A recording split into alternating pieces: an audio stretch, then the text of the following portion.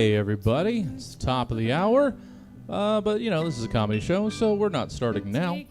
Go ahead and grab yourself a snack, get something to drink, maybe hit the bathroom, so you can be all comfy cozy when Body Posi Comedy starts in about 2.5 minutes. Share that link around, get your friends in here. We'll be getting started in just a second.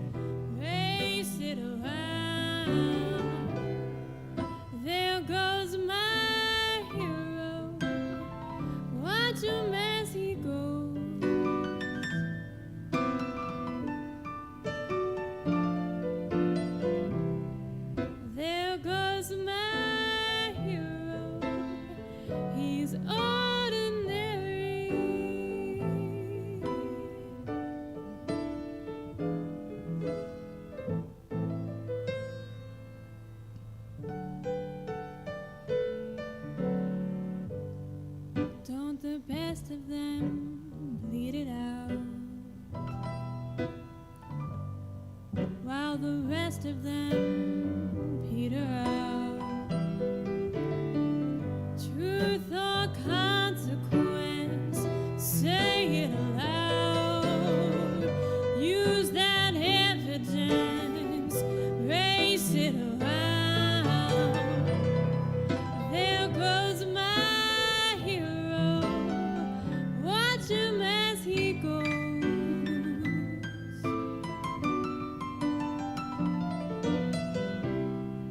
There goes my hero.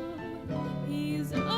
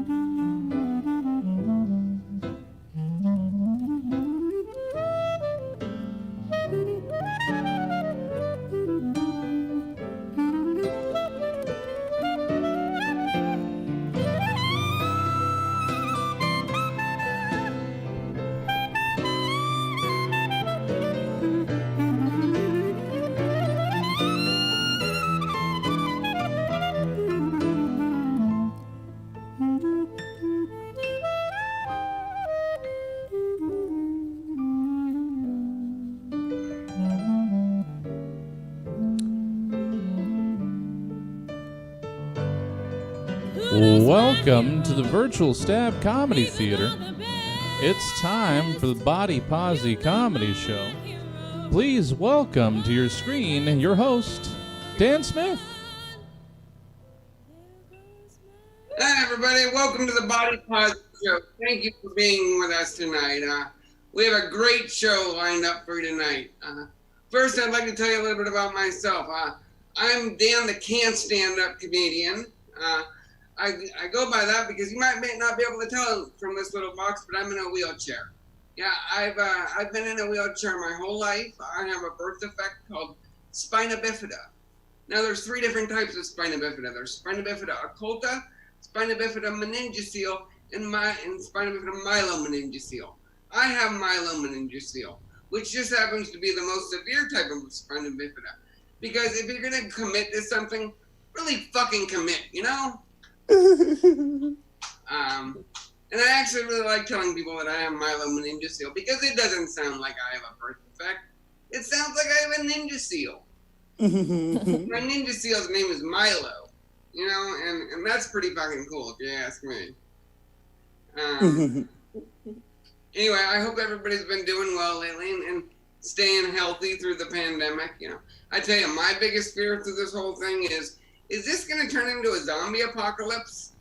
I know that sounds far-fetched, but hear me out. In my head, I've been calling you guys The Walking Dead for years now.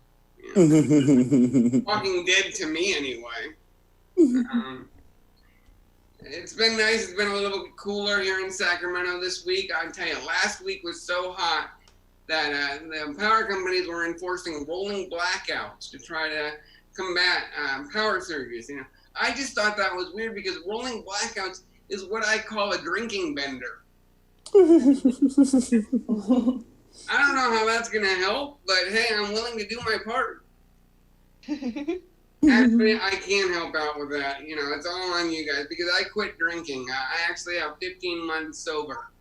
But see, I had to quit drinking because if I had gotten one more DUI in my wheelchair, my wheels were going to get impounded. And then I really would have been doing a pub crawl. Yeah, I'm feeling a little bit off today, you know. This morning my eggs were runny, you know, and I really, really hate runny eggs because I can't stand it when my breakfast tries to show me up. Ladies and gentlemen, as I said, we have a great show for you tonight. We're going to go right into your first comedian tonight. Please give a warm welcome to her first time on the Body Posi show. Please welcome Atreya.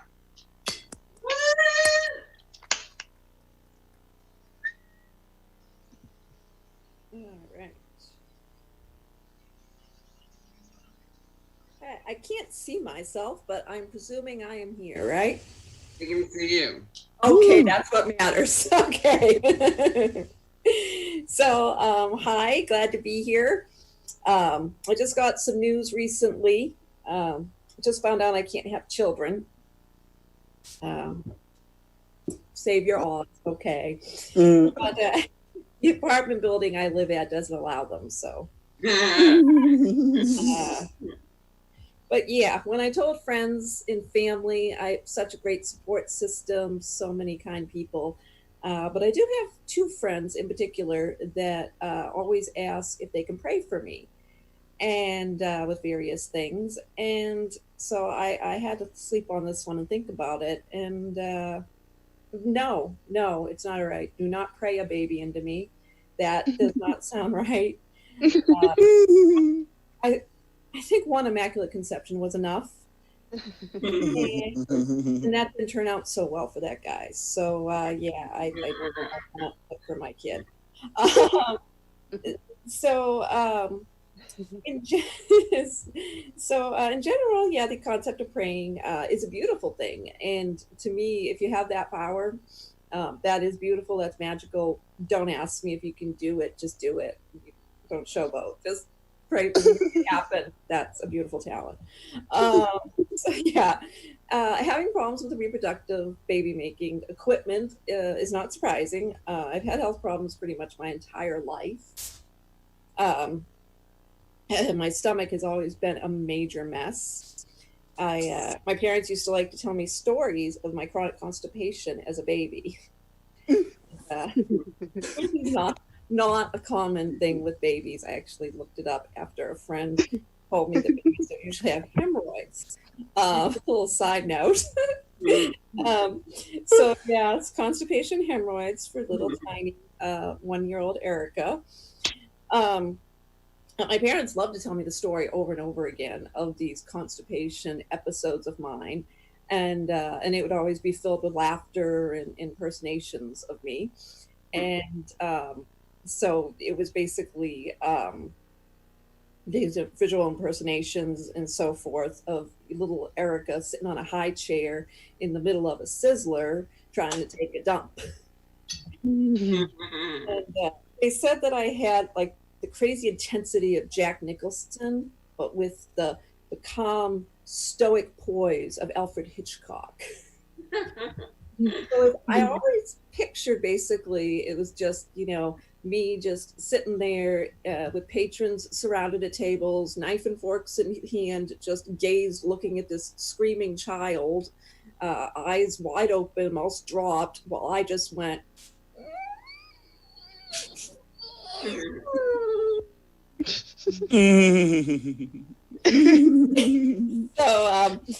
So that was my childhood. But by the way, that problem still exists. My tummy has been a mess my entire life, and not an easy thing to deal with. Pepto, prescription meds, stool samples, colonoscopies. It just went on, only to be diagnosed with IBS at a late age. IBS. That's all I got. Okay, irritable bowel syndrome? Irritable. Mhm. Irritable. Yeah, irritable. No, more like mad as fucking hell BS.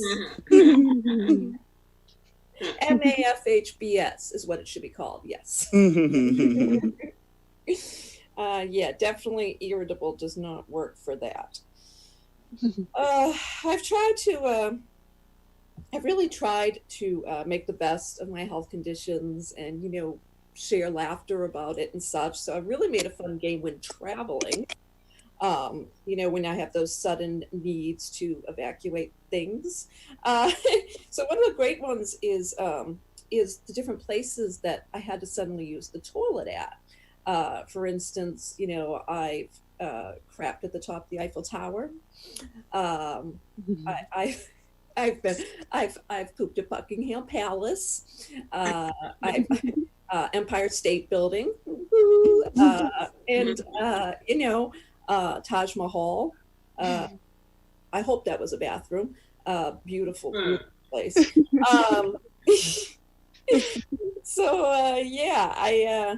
Wow, I think I made it through my set. Thank you all for your gracious listening. Wishing everybody some good health and good bowel movements. And don't worry about me. I got people praying for me. Thank you.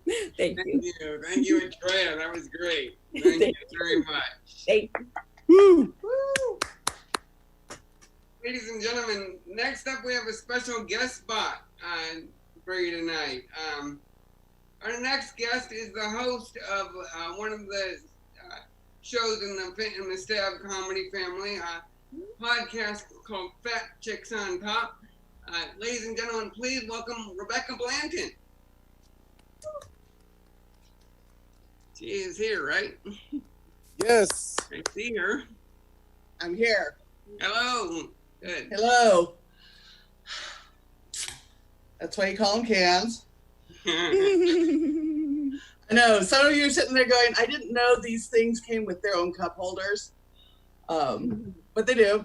It's the joy of being a big-titted woman. I'm actually up to an H cup, or as my partner says, holy hell, those are some hooters. No, it's good to be here. It's good to be on Zoom, particularly because I don't like going out. I'm immune compromised. I have a lot of different health issues. So when I go out, I worry about stuff. And they say you're supposed to stay 6 feet apart, and all I see is these dudes like 4 feet from me, and they're swearing at 6. And it's what I call penometer math. Men have this math system, and it's a base 8, and 8 inches is based on what size their dick is. It has no relationship to anything else. Which always kills me. Like, they say men are supposed to be better at math and science. Ask any woman and any man, and the woman will be much closer on measurement levels. But yeah, I'm here, dealing with getting older in lockdown. It's interesting. Like, my tits fell, and it happens as you get older. I mean, when I was younger, they were like the young Midwesterners. They're out there looking everybody in the eyes, wanting to connect, have a good time. Now at 46, they're like a curmudgeonly New Yorker, and they want to look at the ground and get from one place to the next without being harassed.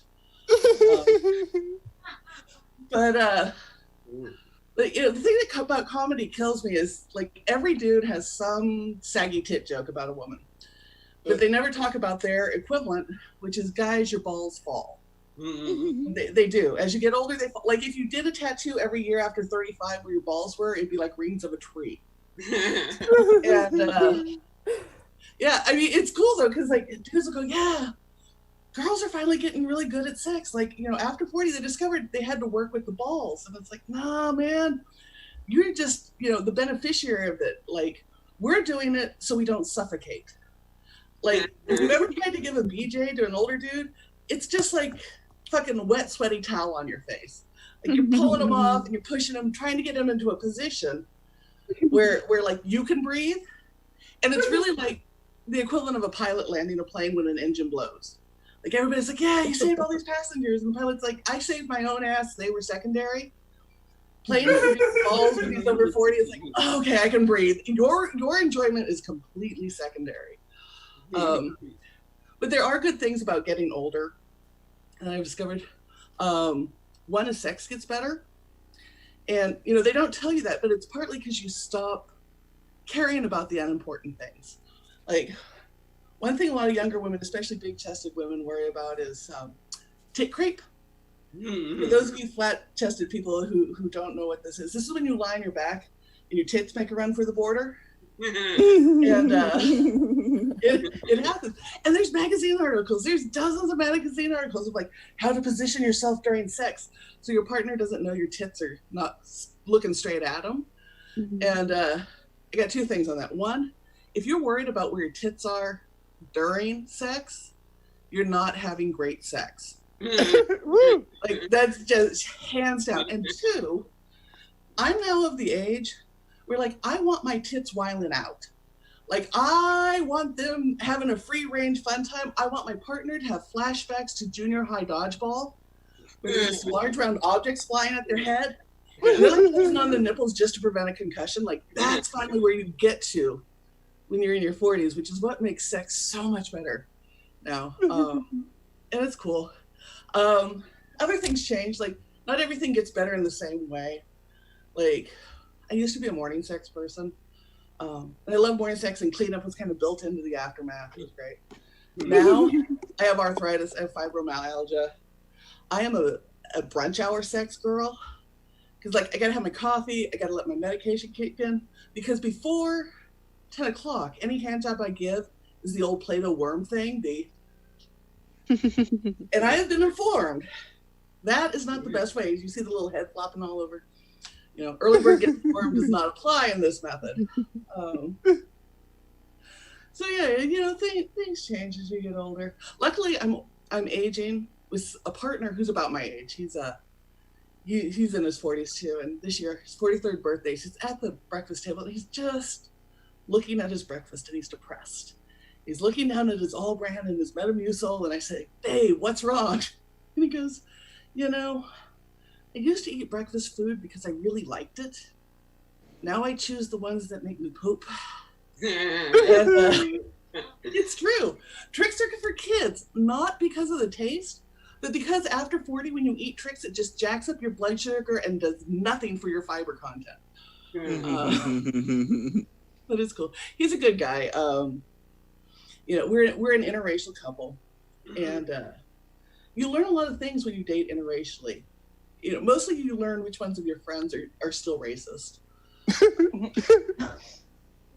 It's true, because they'll ask you, hey, Beck, is it true? Are black guys, really bigger? And I'm honest. I'm like, yeah, a man has an enormous credit score. Because after 40, 800 on the Equifax, hella sexier than an 8-inch dick. The other thing, if it's a white guy, the 800 was just gifted to him. So, it works. So yeah, it's cool. We're surviving COVID together. I've learned more about my partner than I ever thought I would. Like the other night, and this is probably on the TMI thing, but the other night at 11:30, he gets up to pee, right, and he's in the bathroom. A little out later, I get up to get a glass of water, and I walk past. He hasn't shut the door. That's got to be a dude thing. He hasn't shut the door. And I walk past, and I see him hand braced on the wall doing yoga breathing. And my first thought was, 12 years. I was with my ex-wife for 12 years, and I never saw her shit. And it's true. Lesbians have those boundaries. It's strange dating straight guys. They bring in all sorts of, they have all different things. And I will say, he's not a typical straight guy. He did the one thing where, like, I'm for gender equity on most things, but oh my God, he did the one thing that I was not ready to share gender equity on. He stole my good hoodie. I dated women for 20 years. I never had a hoodie stolen because you know what? Lesbians respect the good hoodie. I felt walk out on his back, and all of a sudden, I felt for every straight guy who's seen their good hoodie go walking down the street and know it'll never come back. And it hasn't. It's still he still maintains things. But yeah, overall though, we're surviving the increased intimacy and in COVID, learning more things. And I found the one thing that is really going to save this relationship is part of my disability is I completely lost my sense of smell. I can't smell anything. It's gone for about a year now. And when you lose your sense of smell, everything becomes like living with a college roommate. Because as soon as anybody, like I can't smell, they go, here, smell this. See if you can smell this. Like they want to know, and it makes people mad that you can't. But I've learned that straight men come with their own aromas and his own special aromas. And losing a sense of smell, this I think, well, I'm upset on it on several levels. This is the universal way of maintaining a heterosexual relationship with me, because they're unique. Straight men are unique and special beings. But yeah, it's good to be here. I'm so glad to see you guys have the Body Positive up and running, and I hope you have a wonderful show. Thank you so much for having me on. I'm Auntie Vice. I will talk to you all later. Thank you. Woo! Thank you so much, Auntie Vice. Great set. Very good. Ladies and gentlemen, we're going to bring on our next comedian. If this is your first time seeing our next comedian, then we have something in common. So our next comedian is Ayla Dozier. Give her a round of applause. Woo, woo. Woo! Thank you. It's good to be here. It's good to see you all. So yeah, my name's Ayla.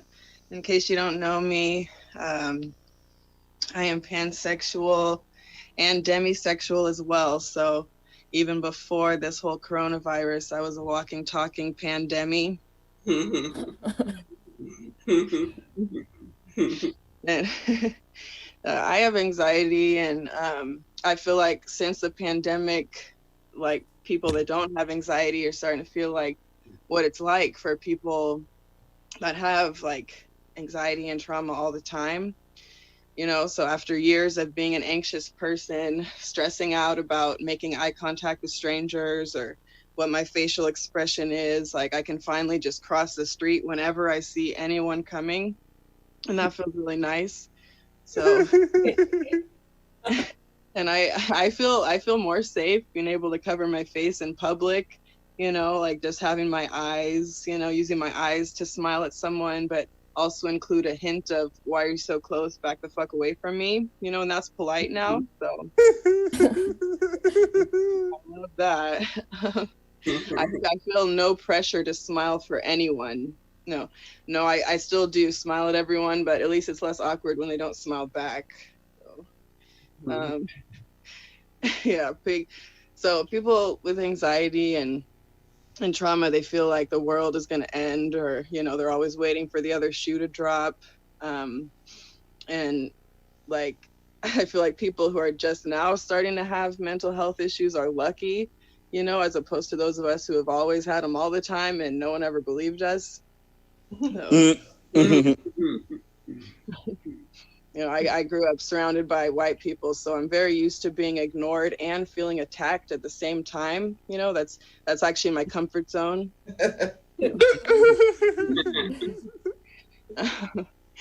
Yeah. So yeah, even before the Rona, I was a pretty clean person, not a big fan of germs. And the older I get, the more I realize that being a clean adult just means having a bunch of wipes. I've got hand wipes, I've got butt wipes, I've got wipes for my face, I've got wipes to clean the counters, I've got wipes for my dog, wipes for the inside of my car. I got feminine wipes, I got hemorrhoid wipes. Yes, I do have an assortment of butt wipes. Wipes for babies. No, I don't have that last one because I don't have kids, but I do have all the other ones. So if you see me in the streets, just know my wipe game's strong.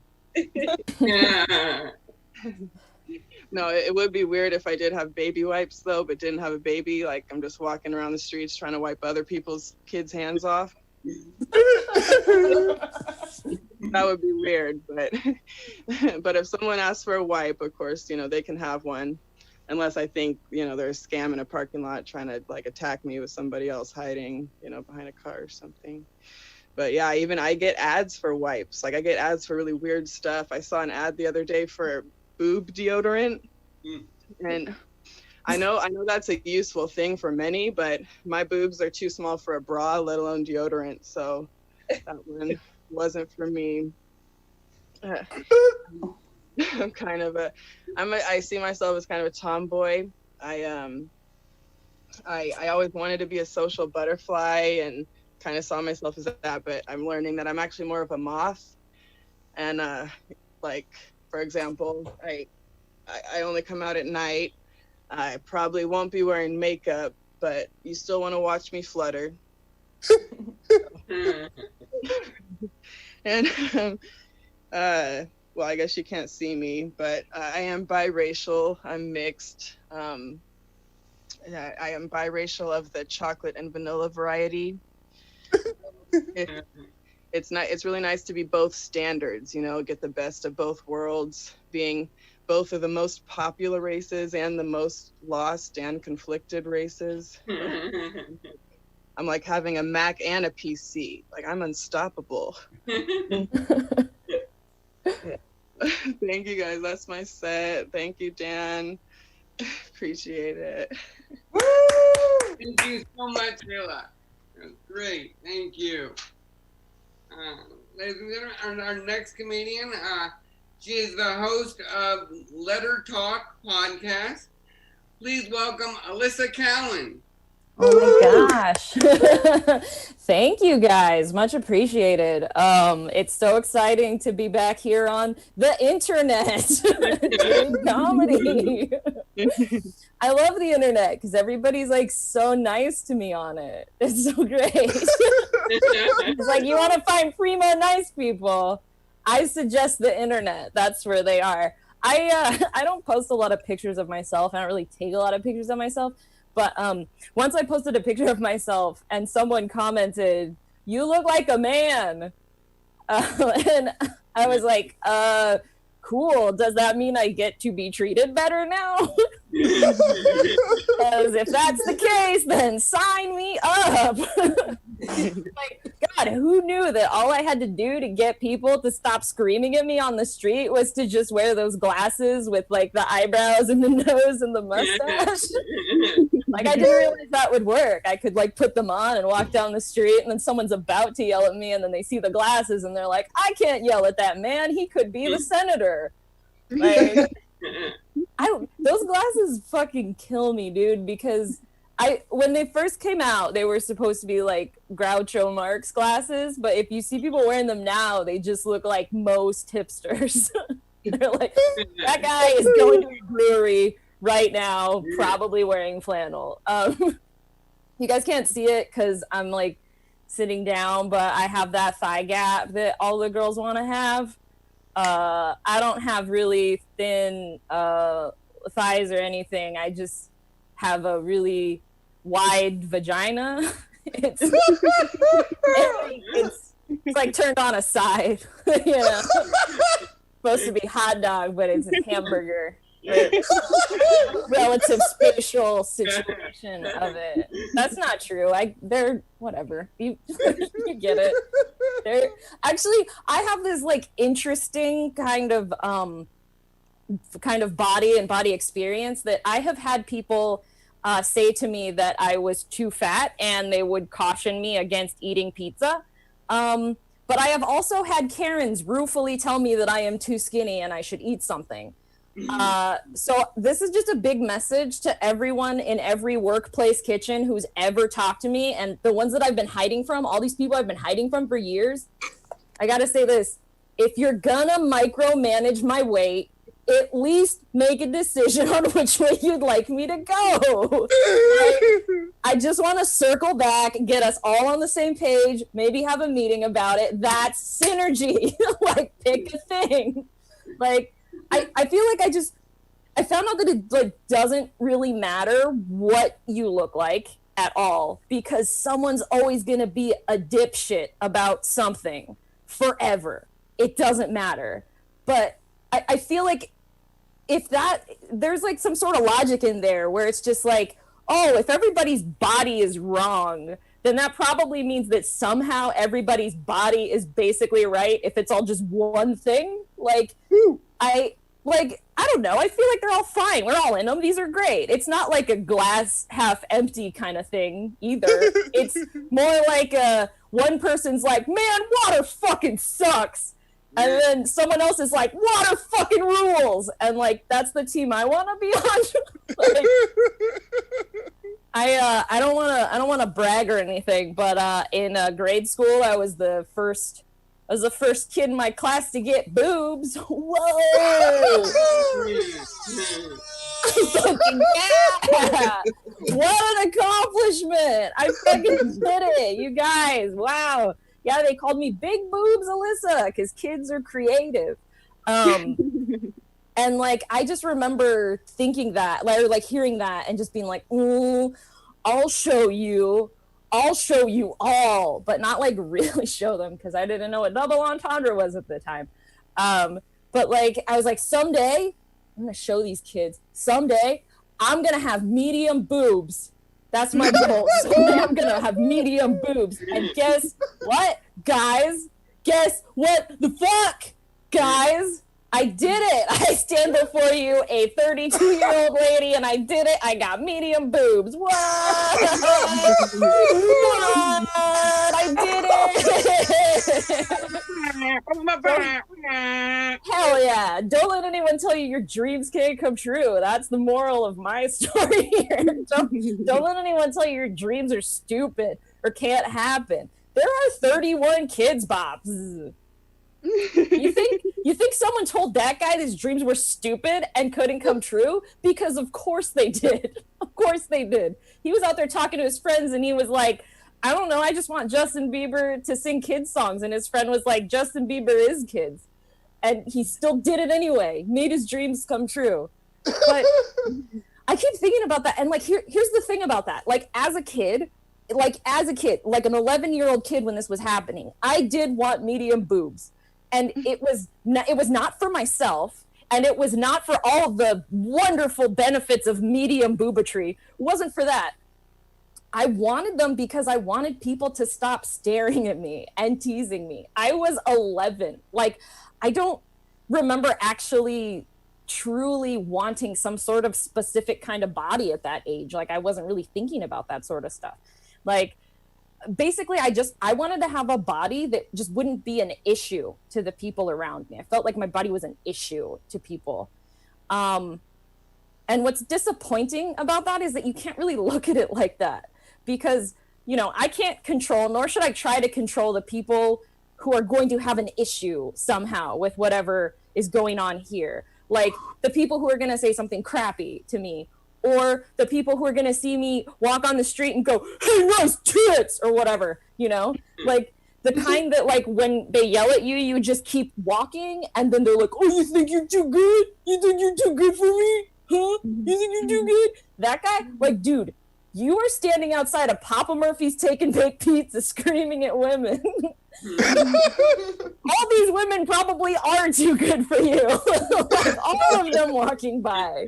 Like, at least have the dignity to find a Pizza Guys or a Mountain Mike's. Like, have some fucking self-respect. Like, anyway, I feel like on that note, the moral of the story here is that if you're gonna eat pizza that's not from a grocery store, have someone with better equipment cook it. What the fuck, Papa Murphy's? What a nightmare. Also, eat pizza if you want to. Fuck, who cares? Take care of yourselves. Anyway, I love you all. This has been great. Thank you, Dan, for having me, and thank you, Derek, for having me. Have a good night, guys. Thank you, Alyssa. And, you know, Alyssa, my whole life I was definitely on Team Water Sucks. But recently I realized, you know, I switched to Team Water Rules, and I realized, shit, I'm getting older. Yeah, dude, welcome. Fucking rules here. Woo! I'm hydrated. I piss all the time. Yeah. Ladies and gentlemen, our next comedian is he's coming to you straight from the 60s. He's a good friend of mine. Ladies and gentlemen, please welcome Joey C. Woo! Woo! Oh, shit. Hey, I'm sorry for that. I don't know what's going on. I think it's these shoes I got. See, I bought them from a drug dealer friend of mine, and I don't know what he laced them with, but every time I put them on, I'll be tripping. They like my sunglasses. They make me look sexy, don't they? Hey, I don't wear sunglasses because I want to look sexy, because I already do look sexy. I wear them because when I was born without eyelids. So when they circumcised me, the doctor made eyelids for me. He took foreskin and made 2 eyelids. And my eyelids look fine now. They don't look weird or anything. It's just I'm a little cockeyed, so I wear the sunglasses. I like my new look, Dan. Love it. This pandemic, I haven't been able to cut my hair. You know, I've been told so many times that I look like Kurt Cobain now. I went out and bought a shotgun today. Oh. Oh, too soon? Too soon? Sorry. But I'm here, as Dan said, I'm here from the 60s. I want to talk to you basically about the 60s, the drugs, sex, rock and roll 60s. That was our motto back then, drugs, sex, rock and roll. Because we bought the drugs to get the girls to party with us. We'd have sex, we'd listen to rock and roll. Now I'm in my 60s, baby. My motto is drugs, sex, rock and roll. But I don't need the drugs to get the girls to party with me, because women my age, they're horny as hell. I need the drugs to keep up with them ladies. I mean, did I say they're horny as hell?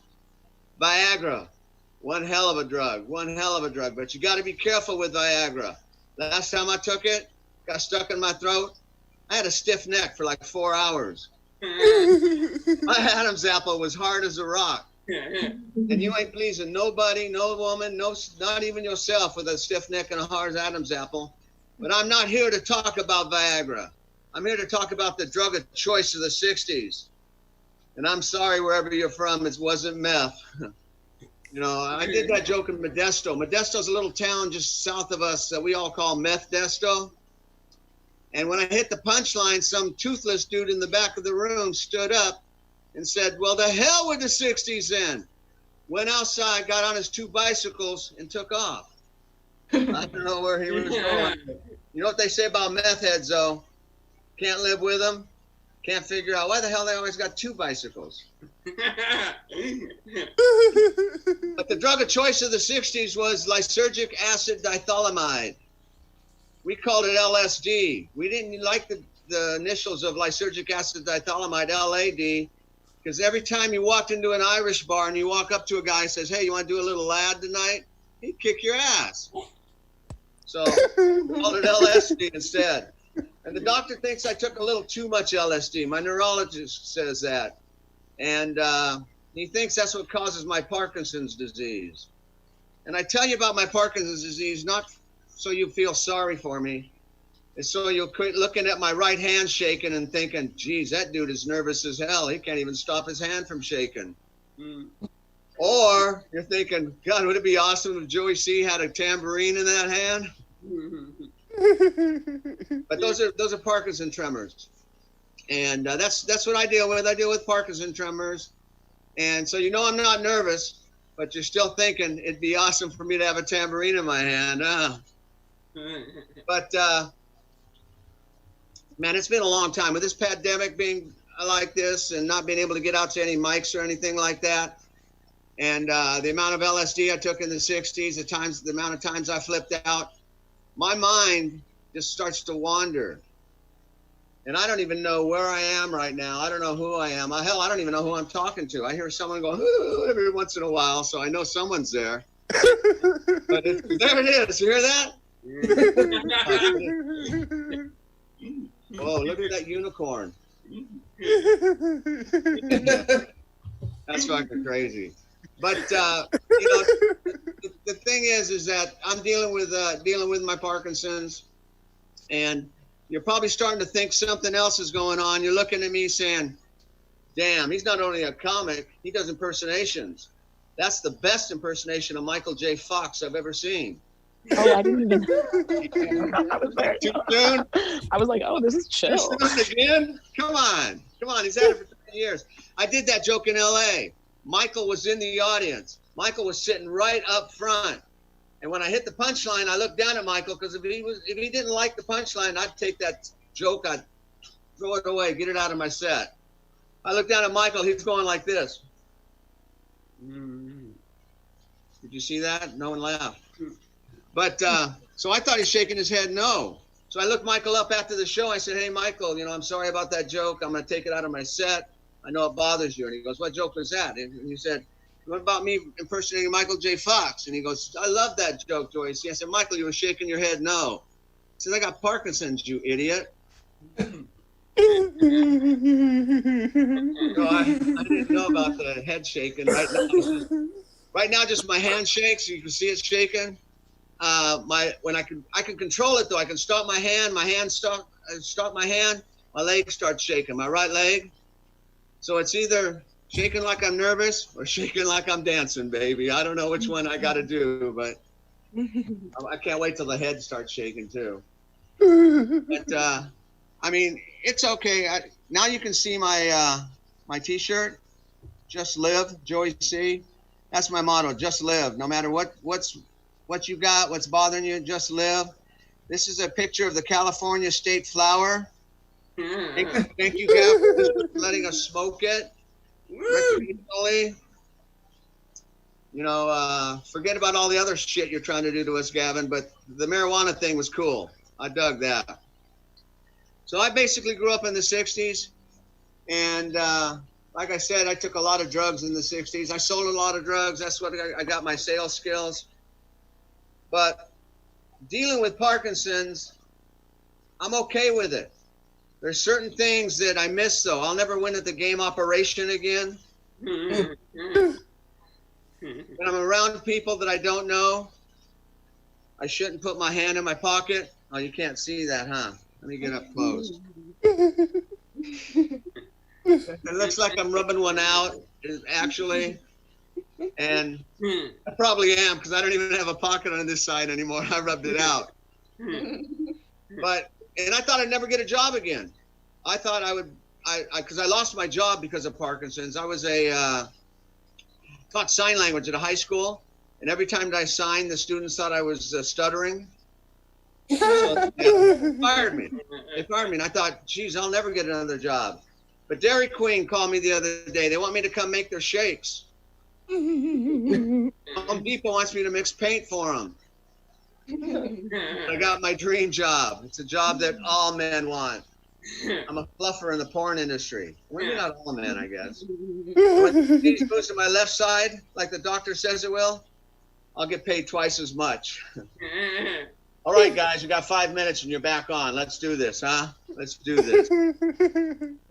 So, but, as you get old, the weak don't get old. It's the strong that get old. We got a bunch of shit we got to go through. I got arthritis in my whole body. I got feet that look so damn ugly. They scare the shit out of me when I take my socks off. I mean, it's crazy. It's crazy. But I'm only 67. My blueprint when I was born says I'm going to live till be 116. I don't know if I can make it. Yeah, I can. This stuff right here is going to make it for me. This stuff right here. Well, I did a show last night in a little town called Chico. Y'all remember where Chico's from? Mm-hmm. Oh, look, Dan, a guitar. Do you mind if I play it? Go for I it. don't play guitar, actually. I haven't played guitar since 1969. I played in a little music festival in upstate New York called Woodstock. You ever heard of it? No, I'm not Jimi Hendrix. Jeez. But my problem at Woodstock is I took the brown acid. I mean, they were telling you all along that the brown acid is bad for you. People were flipping out, and I really didn't care. I wanted to flip out too. So I went to the dealer and asked the dealer how much I should take. And he said, well, Carlos Santana just took 5 tabs right in front of me. So being as competitive as I am, I took 10 tabs. I don't remember shit after I hit that peak that day. I've been in an insane asylum for the last 50 years. When they finally caught me, they put me in an asylum. I just got out today, too, by the way. Thank you, Dan, for finding me and letting me come on this thing.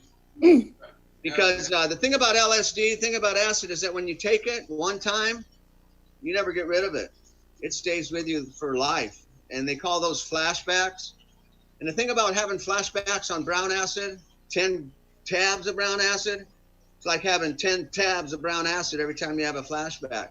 So they never let me out, except in 1973, they let me go to this Bible college. I graduated from a Bible college in 75, just north of Sacramento. You all from Sacramento, you probably know where the Bible college is. And so I wrote a song about it. Oh, by the way, I don't play guitar. I wear a guitar because the chicks dig guitars. And I heard they dig big black ones, so I got a big black guitar, if you notice. But I actually wrote a song, and I'm going to play guitar and sing the song about this Bible college I graduated from. Now, I don't sing real good. I don't play guitar real good anymore. I don't write music real good. I mean, the music rhymes. So if you like rhyming songs, it'll work for you. But I'm like the hat trick, the trifecta of music. I can't do any of that shit good, but I'm going to do it for you anyway. It's about a little Bible college. I went to Chico State. It's a Bible school.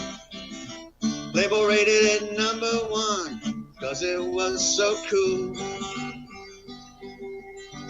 We'd open up the Bibles, tear out a page, roll up a big old doobie. Yeah, it was quite the rage. Woo. Don't hate me because I smoke from the Old Testament. I had to sell some joints just to pay my rent. Chico State was a Bible school, telling you no lie. Puff, puff, pass, pass. Oh God, I'm so high. Chico State was a Bible college. Can you count to 10? That was the price of a lid. Can I get an amen? Can I get an amen? Okay, the girls will like this next verse. The women usually do. Inhaling the word of God, better than listening to it. All those Testament joints, they were quite the hit. 'Cause every time I got high, I would talk to God. She sat out on a cloud next to Rex, her dog. I enjoyed the conversations. She was really shy. If Chico wasn't a Bible college, why was I so high? Chico State was a Bible college, telling you no lie. Puff, puff, pass, pass. Oh God, who am I? Chico State was a Bible college. Can you count to 10? That was the price of a lid. Can I get an amen? Yeah. Can I get an amen? Can I get an amen? Can I get an amen? Come on, a $10 ounce of pot. Can I get an amen? Amen. Amen. Amen. That's what it was. It was an ounce of pot for $10. Wow. And we called it a lid, but it came in a sandwich baggie. But could you imagine walking up to somebody and say, hey, dude, you want to buy a sandwich baggie full of pot? No, you had to say lid because that made it more personal. And the thing is that some of the dealers didn't have scales. So they would make it like a 3-finger lid or a 4-finger lid. So when I went to buy from a dealer that didn't have a scale, I made sure he had some fat-ass fingers. I wanted to get high.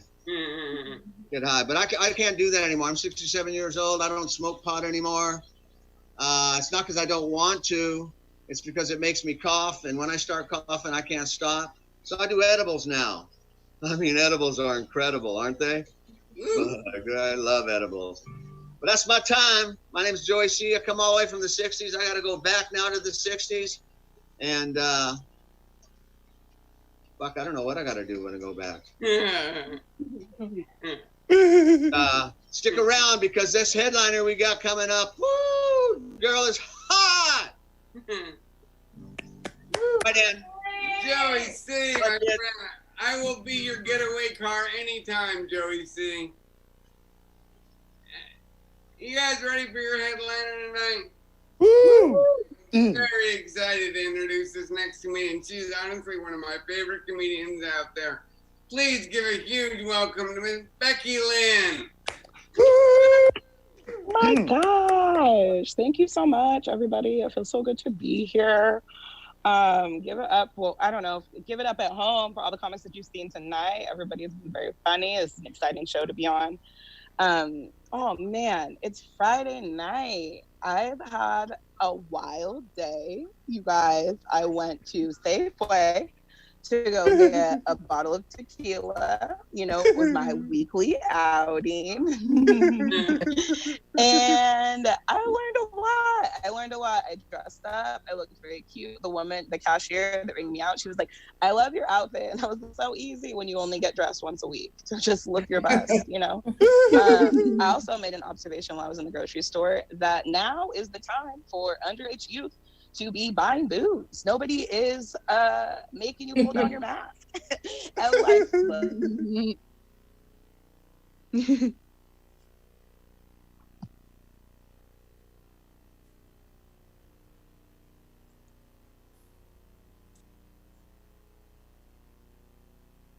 Well,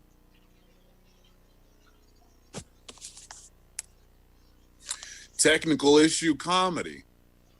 woo. Oh, here we go. Am I back? Can you hear me? Becky? Yeah, I'm here. All Did you right. guys lose me? We did. What'd you lose me at? Underage booze buying. Yeah, you don't have to take your okay. mask off. Yeah, you don't have to. It's great. I was just, just trying to help out the kids at home, trying to make their way through this quarantine. You guys, I don't know about you. I don't know who's working from home. I am working from home, and it's been about 5 months now. Who is also working from home is my boyfriend. He's also working from home, and that is hard. I thought that this was going to be fun, right? I was like, oh, this is going to be very cool. We're going to fuck on our lunch breaks. It's going to be very kinky, very sexy. We're going to have a good time. And I was wrong, because you guys know the coworker that you have at your office that comes and makes small talk with you too often and often cooks fish in the microwave. He's my coworker now, and he lives in my house. So things are going well. They're going how they're going. I have made a lot of realizations during this time. It's been about 5.5 months I've been at home. Forgot a lot of things, forgotten how to do quite a few things. I forgot how to drive. That only took me 3 weeks. I was like, what do you mean I have to keep my hands on the wheel and not look at my phone? What else did I forget? I forgot how to socially interact with people. I'm not as good at I don't have the longevity in conversations anymore because I'm so used to just scrolling to the next conversation. So that's something that I've lost. Also just lost the ability to remember to shower regularly. It's just a thing that's happening. I'm just being honest and being vulnerable, my best self, but I have started to give it some thought. I was like, wow, it didn't take me too long to forget all of these things. It only took me about 5.5 months to forget some pretty important things. So I have this like genius idea, because I am a genius, that maybe if we just take all the cops and give them, I don't know, like 5.5 months off, a sabbatical, if you will, maybe they would just forget to murder Black and brown people in the streets. I don't know. I'm just spitballing here. I don't know. What do you guys think? Do you think maybe that's something that we should test out? Because immediately I had the realization that like them doing that is one of those instinctual things, you know, like breathing or shitting, so they probably wouldn't forget. That was darker than I intended to go this early. You guys, I always knew that I was going to be a performer. I knew from a very young age. I used to have my dad turn old like refrigerator boxes into like play TVs for me to act stuff out in. And I knew that I could trap him in our garage with a 6-pack of Coors Light and a lawn chair and make him watch me do shit in the TV. Not weird shit, just kid shit. Doesn't sound better. But so I would make like a remote control out of a scratch piece of cardboard and I'd slide it over to him, right? I'd be like, hey, Dad, turn on the TV. This is going to be good. So, you know, then he'd click it on and I waited a little bit before I crawled in and did anything because you guys remember the 90s, those TVs had to warm up before they started. And then I always had to start strong. You know, I always had to start very strong. So I started with a song. Your first act needs to be memorable. And I sang a fucking banger, sang my ABCs. And he loved it. You know, it was great. It was wonderful. And so I was like, Dad, change the channel. The next one, also pretty good. I think you're going to like it. So he changed the channel and I start acting on a scene from my favorite movie, from The Lion King, you know. I was like, Simba, don't go there, or whatever the fuck he says. And then I was like, okay, Dad, last one. This one is going to be pretty good. It's my favorite. So then he changes the channel, and there's 5-year-old me inside my little television just tugging a glove on my hand, you know, saying, if the glove don't fit, you must acquit. I was just a very socially aware child. And I know some of you are wondering, like, should we be doing O.J. Simpson jokes in 2020? And my response to that is that there are no rules anymore. So I invite everybody to bring back any reference, do Bronco jokes, learn a bobbit. Let's fucking bring it all back. Time doesn't matter. It's just a construct, you know? I have so many things to say.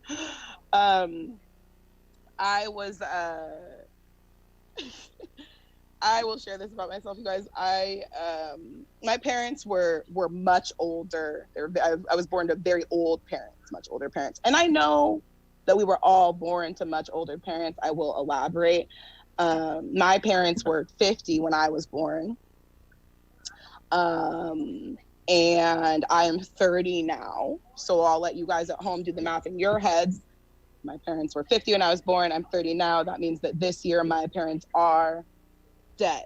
And here's the thing, is like growing up with older parents, it's a lot like buying groceries at grocery outlet, you know, buying those marked down groceries. You know that you have to enjoy them while they're still good because the expiration date is right around the corner, you know, always just racing the clock, which makes for a fun childhood.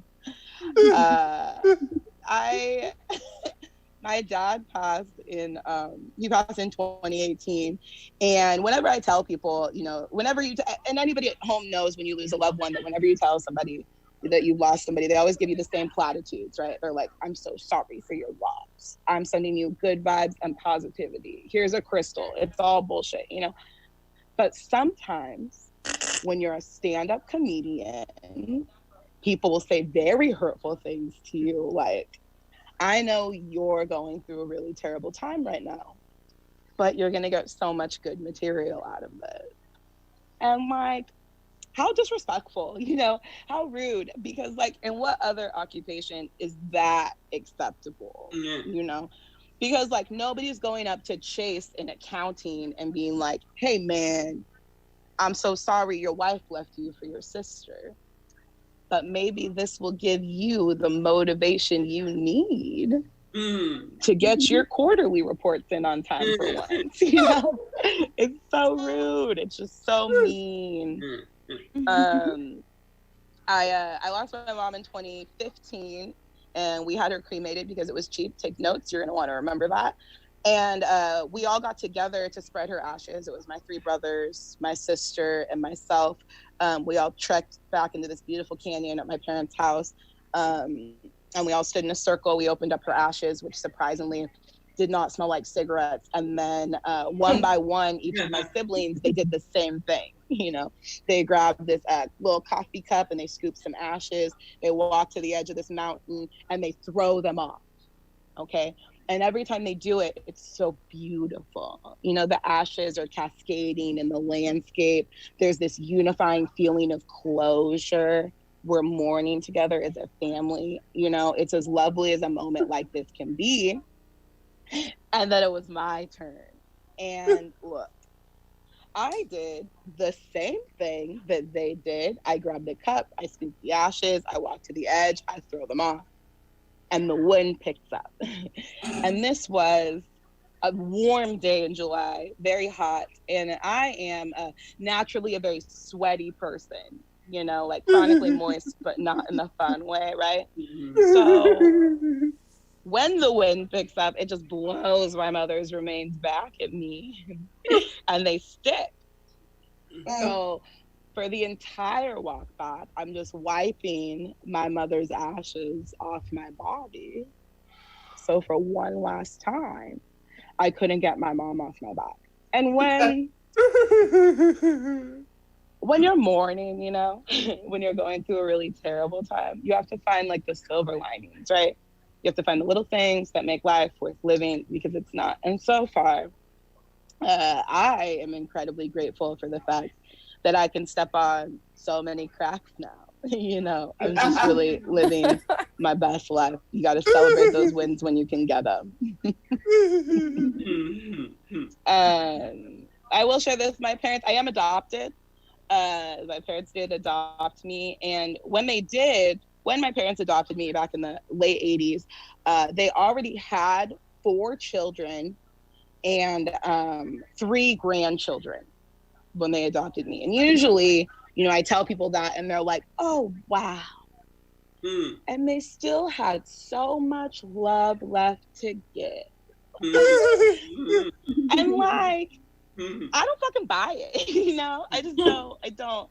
Bless them. I love them, well-meaning white people. They were white, I'm so grateful. But I just don't understand why a relatively healthy couple would give up their best casino going years to deal with puberty for a 5th time. It doesn't add up, right? It just doesn't track. And so I've been giving it a lot of thought because I've recently come into a lot of spare time. And I think that, bless my parents' biological children, my siblings, I love them, beautiful people. They are all troubled. Various issues, right? Some like mental illness, addiction, conservatism, so many things. And I think that my parents were just trying to figure out how much of that was biologically their fault, So I kind of think that my entire childhood was just a nature versus nurture case study, which is a fun realization to make at 30. I don't have anybody to ask though, so this is really just some food for thought as I work through this. I did have nieces and nephews, obviously, at a very young age because of the fact that I'm adopted. And I distinctly remember I was very close with one niece. I always had to babysit her. She was a great niece, actually. And I had to babysit her often when I was much too young, like 7 or 8, maybe 9. And I remember one day I lost track of her because, I was 7 or 8 and shouldn't have been watching a child. And I track her down and she has gotten into like my play makeup, right? I find her, she's in my bathroom and she has smeared this like very deep toned powder all over her face. And like, let me tell you, like my niece was just like a prime, like Aryan specimen, like a Dakota Fanning, like a blonde hair, blue eye, just beautiful child, and is just smearing on this powder that is not her color match. I was like, Ashley, what the fuck are you doing? This is very expensive. And she turns to me and she was like, oh, I just wanted to look beautiful like you, Auntie Becky. Oh my God. Isn't that the cutest blackface you've ever heard of?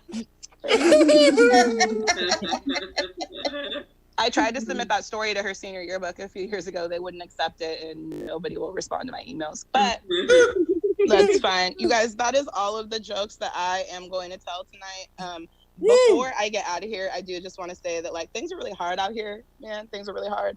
I don't know if you know this, but Chadwick Boseman just passed away of cancer today, and I'm struggling. I don't know if anybody else is struggling. I don't know if anybody in the Zoom call is struggling or anybody at home is, but it's hard and it hurts because he was the only hero that I've had in the last decade. So yeah, just like a friendly reminder to those of you at home, you know, hug the ones you love and send a lot out to your Black and brown people that are fucking struggling, because we're all struggling all the time because life is hard. Anyways, I've been Becky Lynn. I don't mean to leave it on a bad note, but I did anyways. I'm sorry. No, we love you. Thank you. Thank you, Becky. We love you. I was just talking the other day about how Black Panther was my favorite movie in the MCU catalog, and you know, it is just shocking that he's gone, and we're here together. Oh, so hard. Thank you for performing. Thank you to all the comedians for being on the show tonight.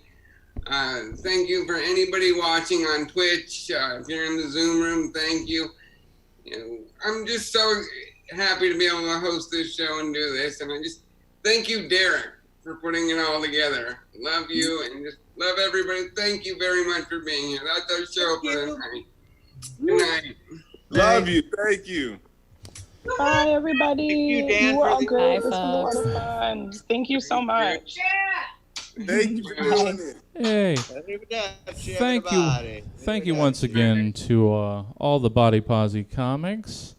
And thank you for checking in with us tonight. It's been a great night. You know, all things considered, what with the world being just terrible and kicking us while we're down. But thank you all. We've got a bunch of great stuff coming up the rest of the weekend. Feel free to check out the calendar at stabcomedytheater.com or scroll down on Twitch, and you can find it there. I don't know how much more time Brent Weinbach has over here on Comedy Hub, but I'm going to send you guys over, except it looks like he's wrapping up now. So maybe not. I'll send you guys over to our friend. I just want to see if they're going to come back or if they're done. I'm going to send you guys over to our friend Germanic Ogre. Hang out with him for the night. I don't know what he's going to be up to. But thank you for hanging out with us. Hope to see you tomorrow, starting at 1 o'clock with Spec Script, live from Portland. Thanks for hanging out. Let's go check out, let's go hang out with our friend. I'm going to raid you over to Germanic Ogre. Good night, everybody. See you in the morning.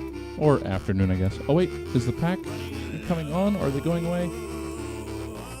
Oh. We're in the cross timing here. No, we're going to send you over to our friend. All right. See you tomorrow. Wait. Everything keeps changing. No, there we go.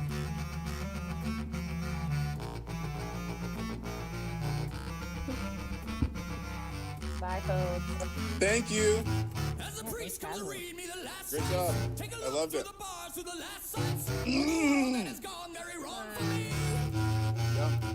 Yeah, I like everybody's material. Good and aggressive. Good build of aggressive women material.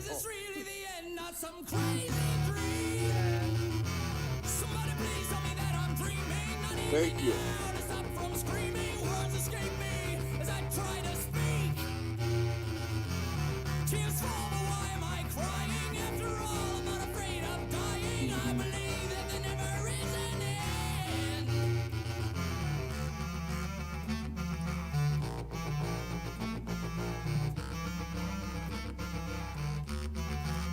Ooh.